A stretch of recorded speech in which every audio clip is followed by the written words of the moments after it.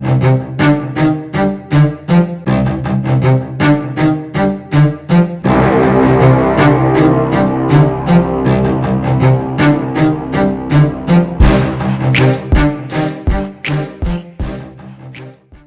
pagi saudara-saudara sekalian.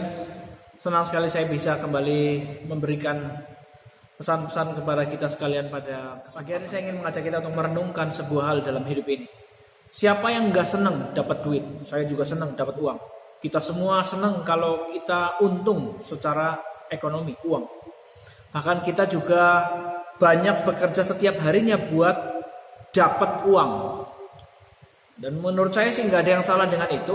Mengingat memang banyak hal dalam hidup ini memang perlu uang.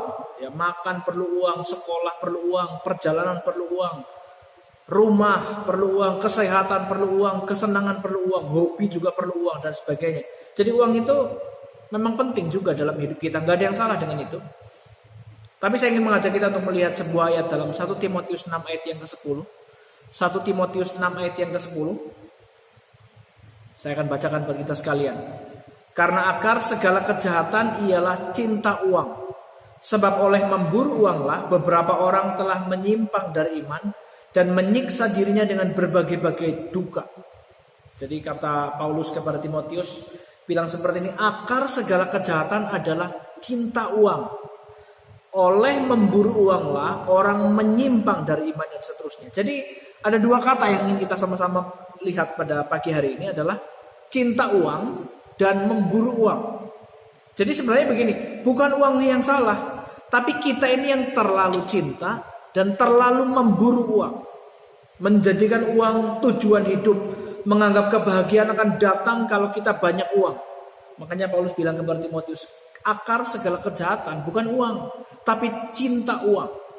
Terlalu memburu uang, menjadikan uang tujuan hidup, menganggap kalau kita banyak uang kita jadi bahagia. Nah, rasa cinta berlebihan inilah yang membuat kita mulai kehidupan kita jadi salah arah, bahkan bisa mengubah pandangan kita terhadap Tuhan. Jadi rasa cinta berlebihan kepada uang ini bisa mengubah pandangan kita terhadap Tuhan. Tuhan kita jadikan sarana untuk dapat uang. Jadi kalau ikut Tuhan merasa tidak dapat uang, Tuhan tinggalkan. Uang jadi nomor satu bahkan di atasnya Tuhan. Sehingga dengan mudah mengabaikan hari-hari Sabat demi uang. Dan ini yang menjadi pesan buat kita sekalian, saudara-saudara sekalian. Cinta uang dan memburu uang itu yang berbahaya. Bukan uang. Padahal dalam Ibrani 13 ayat yang kelima. Ibrani 13 ayat yang kelima dikatakan seperti ini. Janganlah kamu menjadi hamba uang dan cukupkanlah dirimu dengan apa yang ada padamu. Karena Allah telah berfirman, aku sekali-kali tidak akan membiarkan engkau dan aku sekali-kali tidak akan meninggalkan engkau. Padahal Tuhan berjanji akan mencukupkan. Kita nggak akan pernah dibiarkan sendirian, tidak akan pernah kekurangan. Tapi kita ini yang terlalu berlebihan mentuhankan uang. Pertanyaan buat kita sekalian, apakah kita yakin kalau kita punya banyak uang kemudian kita pasti bahagia?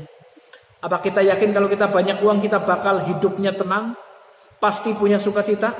Menurut saudara-saudara lebih terjamin mana? Banyak uang atau dipelihara dalam janji Tuhan? Kalau banyak uang itu bisa habis seketika, tapi dipelihara Tuhan itu selama-lamanya. Dalam suka maupun duka Tuhan tetap memelihara. Itu yang menjadikan kita akan terus bersukacita, berbahagia di dalam Tuhan. Situasi sedang, semua orang sedang susah, kita tetap bersukacita. Orang bingung, loh kamu kok tetap sukacita? Yang membuat saya sukacita dan bahagia bukan uang, tapi Tuhan. Pemeliharaan Tuhan itu yang membuat kita sukacita dan bahagia. Kita hidup di dalam Tuhan itu yang membuat kita sukacita. Kita mendapat anugerah itu yang membuat kita sukacita. Karena justru saudara-saudara sekalian, pada saat orang banyak uang,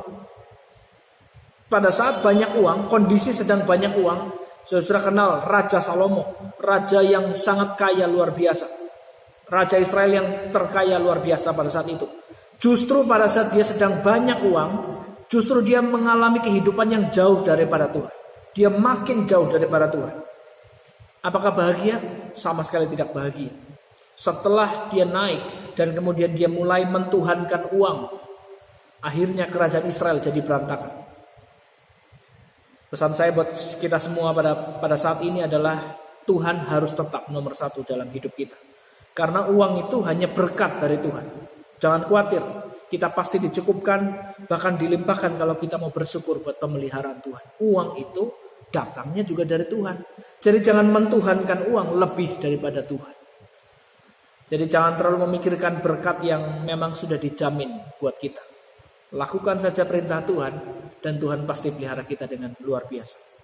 Sebagai ayat penutup, saya ingin mengajak kita melihat dalam 1 Petrus 5 ayat yang ke-7. 1 Petrus 5 ayat yang ke-7. Saya akan bacakan buat kita sekalian. Serahkanlah segala kekhawatiranmu kepadanya, sebab ia yang memelihara kamu. Serahkanlah segala kekhawatiranmu kepadanya, sebab ia yang memelihara kamu.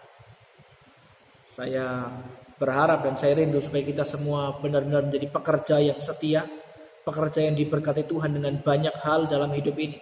Tapi uang tetaplah bukan nomor satu dalam hidup kita. Tuhan sebagai sumber segala berkat, dialah yang menjadi nomor satu dalam hidup kita. Tuhan.